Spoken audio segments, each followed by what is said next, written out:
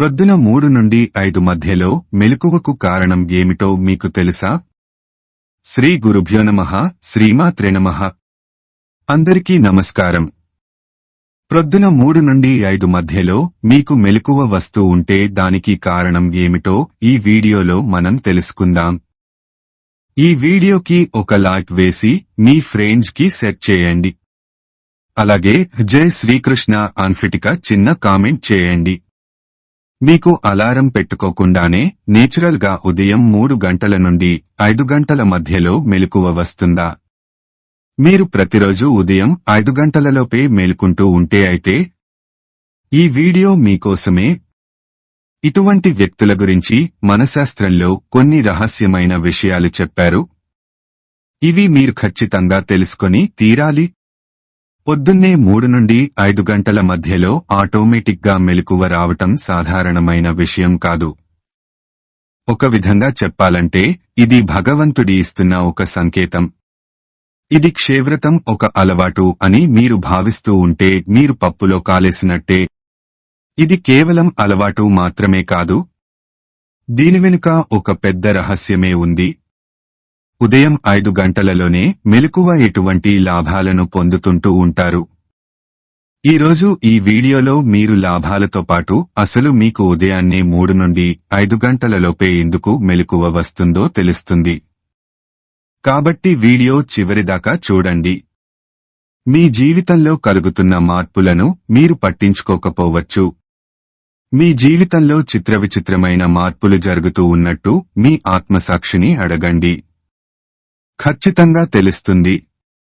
మీ భవిష్యత్తుకు సంకేతాలను కూడా ఇస్తుంది. కొంతమంది ఎంత ప్రయత్నించినా సరే సూర్యోదయానికి ముందు లేవలేరు. అలారం పెట్టుకున్నా సరే బ్రహ్మముహూర్తంలో లేవటం వాళ్లకు సాధ్యం కాదు. ఇంకెవరైనా లేపటానికి ప్రయత్నించినా సరే వాళ్లు మొద్దునిద్రలోనే ఉంటారు, కానీ లేవలేరు. కానీ కొంతమందికి మాత్రం ఎవరు లేపకుండానే బ్రహ్మముహూర్తంలో మెలకువ వస్తుంది. శాస్త్రాల ప్రకారం ఇది రావడం భగవంతుడి సంకేతం. అయితే ఇటువంటి సంకేతం కేవలం కొద్దిమందికి మాత్రమే ఎందుకు లభిస్తుంది? ఇటువంటి సంకేతాలు కలగడం వెనుక కారణం ఏంటి? ఈరోజు మనం వివరంగా చెప్పుకుందాం. పొద్దున్నే 3 గంటల నుండి 5 గంటల మధ్య సమయం ఎంతో మహత్తరమైనది. దీన్నే మన శాస్త్రాలలో బ్రహ్మ ముహూర్తం లేదా అమృతకాలం అని పిలుస్తారు. దీనిని ముహూర్తం అని ఎందుకు పిలుస్తారు అంటేంది అత్యంత శుభ సమయం.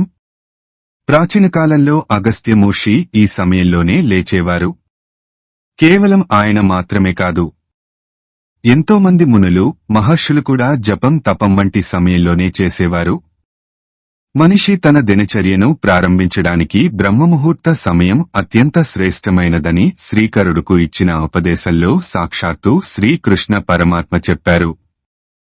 సూర్యోదయానికి ముందే లేచే వ్యక్తుల లక్షణాలను మన శాస్త్రాల్లో చెప్పబడింది. ఎవరైతే బ్రహ్మ ముహూర్తంలో మేల్కొంటారో వాళ్లు క్రమశిక్షణను పాటిస్తారు. వాళ్లకు ఎటువంటి రోగాలు రావు. సంపూర్ణ ఆరోగ్యంతో పాటు మనసు ఎప్పుడు శాంతంగా, ప్రశాంతమైన జీవితాన్ని జీవిస్తారు. నిజాయితీకి మారుపేరుగా బ్రతుకుతారు. వని చేసినా సరే పూర్తి శ్రద్ధతో చేస్తారు. ఈ బ్రహ్మ ముహూర్తంలో నిద్రలేచే వ్యక్తులకు రాగద్వేషాలు ఉండవు. కపట వ్యక్తులు కూడా వీళ్లకు నచ్చరు. ఎప్పుడు పాజిటివ్ గా ఆలోచిస్తూ ఉండే తెలివైన వ్యక్తులు సూర్యోదయానికి పూర్వమే నిద్రలేస్తారు. అందుకే జనాలు కూడా అటువంటి వారిని ఎంతో గౌరవిస్తారు. వీళ్లు ఎప్పుడు కూడా వేర్కరి మనసును కావాలని బాధపెట్టరు. ఇతరులతో కఠినంగా మాట్లాడరు. అంతేకాక బలహీన వ్యక్తులను చూసి అసహించుకోరు. కష్టకాలంలో తమ కుటుంబ సభ్యులను, స్నేహితులను వదిలిపెట్టరు. తల్లిదండ్రులను, పెద్దలను గౌరవిస్తారు. అంతేకాక వీళ్ల జీవిత భాగస్వామి విషయంలో కూడా ఎంతో ప్రేమగా, విశ్వాసంతో ఉంటారు. ఒకవేళ మీలో కూడా ఈ గుణాలన్నీ ఉన్నాయంటే మీకు కూడా ఖచ్చితంగా బ్రహ్మ ముహూర్తంలోనే మెలకువ వస్తుంది. ఆ అలౌకిక శక్తుల ప్రభావమే మీ జీవితం మీద చూపిస్తూ మీరు సన్మార్గంలో నడిచేందుకు దోహదపడుతూ ఉంటుంది. సూర్యోదయానికి ముందే లేచి మన పనులను చేసుకుంటే ఈ పనిలో విజయం ఖచ్చితంగా లభిస్తుంది. ఏ ఇల్లాలు అయితే సూర్యోదయానికి ముందే ఇంటిని శుభ్రం చేసి ఇంటి ముందు చక్కగా ముగ్గులు వేస్తుందో ఆ ఇంట్లో లక్ష్మీదేవి స్థిర నివాసం ఉంటుంది. ఇటువంటి ఇంటిలో దోహకం అనేది దరిచేరదు. ఎల్లప్పుడూ సుఖ సంతోషాలతో జీవిస్తారు. మనుషులనైతే తాకుతుందో ఆ మనుషుల జీవితంలో అడుగడుగునా అదృష్టం ఉంటుంది. మన వేదాలలో సూర్యకిరణాలను కామధేనువుతో పోల్చారు.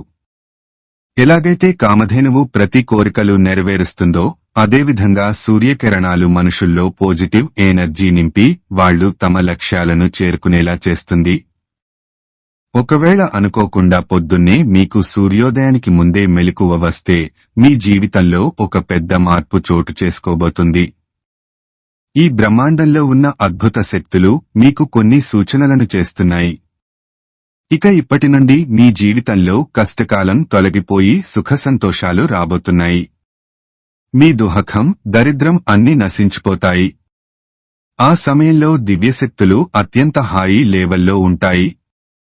అంతేకాకుండా మన జీవిత పరమార్థం గురించి కూడా ఎన్నో సంకేతాలను ఈ దివ్యశక్తులు అందిస్తాయి.